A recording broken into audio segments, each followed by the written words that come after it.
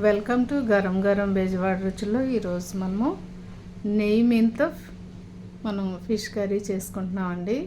ఇది చూడండి, దీన్ని నెయ్యి మీన్ అంటారండి, అంటే నెయ్యి ఫిష్ అంటారు.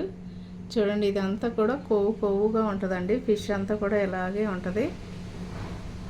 చూడండి, ఇది ఎక్కువగా తెలుగు రాష్ట్రాల్లో అయితే దొరకదండి.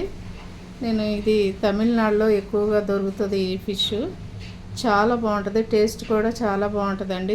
తింటున్నప్పుడు కూడా చాలా స్మూత్గా ఆయిల్గా చాలా బాగుంటుందండి. ఇది మీకు కూడా ఎక్కడైనా దొరికితే తప్పకుండా ట్రై చేయండి.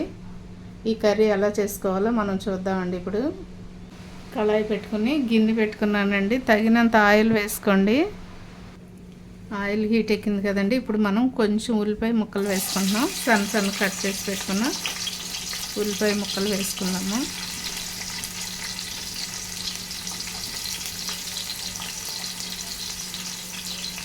అలాగే కొంచెం కరివేపాకు కూడా వేస్తున్నాను.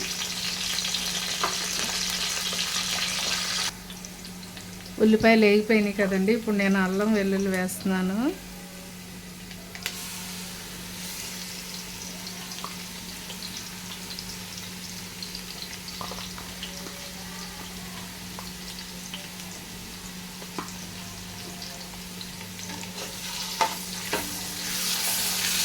ఇదంతా కూడా పచ్చివాసన పోయేంత వరకు ఆయిల్లోనే వేయించండి.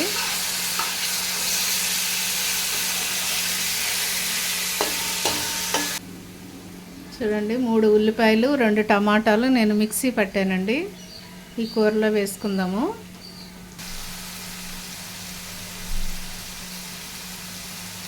ఇప్పుడు మనము తగినంత పసుపు వేస్తున్నానండి. పసుపు వేసుకోండి. చూడండి, సాల్ట్ చూసి వేసుకోండి. నేనైతే కొంచెం వేస్తున్నాను, మళ్ళీ వేసుకుందాము.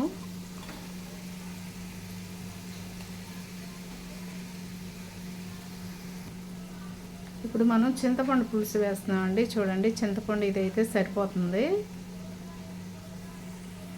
దీన్ని ఇలాగా పులుసులాగా తీసుకోండి. ఇప్పుడు దీనిలో పోసేస్తున్నానండి నేను. పులుపు చూసి వేసుకోండి. కప్పుకొని పోసేయకండి, పులుపు ఎక్కువ అవుతుంది. ఒకసారి కలుపుకొని చూడండి. టేస్ట్ చూస్తే దాన్ని బట్టి మనకు పులుపు అర్థమైద్ది కదా.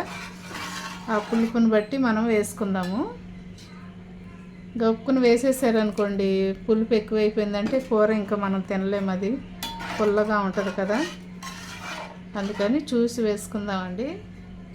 చూడండి, దీనిలోనే నేను కారం వేస్తున్నాను. తగినంత కారం వేసుకోండి. చూడండి,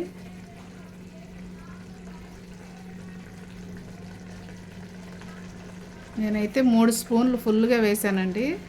చూసి వేసుకుందాము.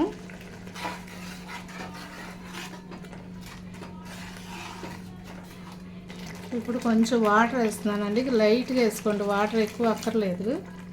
ఎందుకంటే ఈ ఫిష్ ఊరికే ఉడికిపోయిద్దండి. వాటర్ ఎక్కువ అక్కర్లేదు, లైట్గా వేసుకోండి, సరిపోతుంది.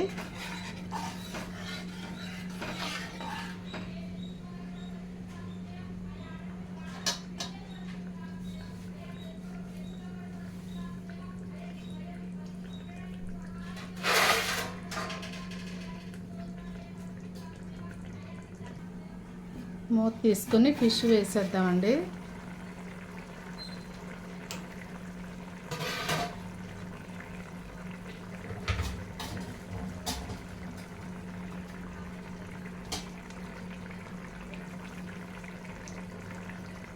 ఫిష్లన్నీ కూడా ఇలా వేసేసుకోండి, ఒక్కొక్కటి.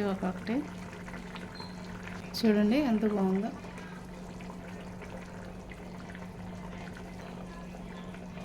పచ్చిమిర్చి కూడా వేసేస్తున్నానండి. ఇప్పుడు కొంచెం కొత్తిమీర చల్లుకుందామండి. మళ్ళీ లాస్ట్లో కొంచెం వేసుకుందాం.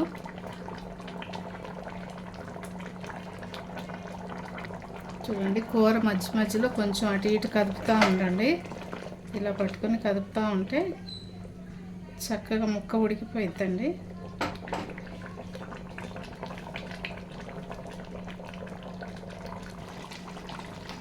చూడండి, ఇప్పుడు మనం ధనియాల పొడి వేసుకుంటున్నామండి. 2 స్పూన్లు వేసుకోండి, సరిపోతుంది. ఈ స్పూన్తో 2 స్పూన్లు వేస్తున్నానండి నేను.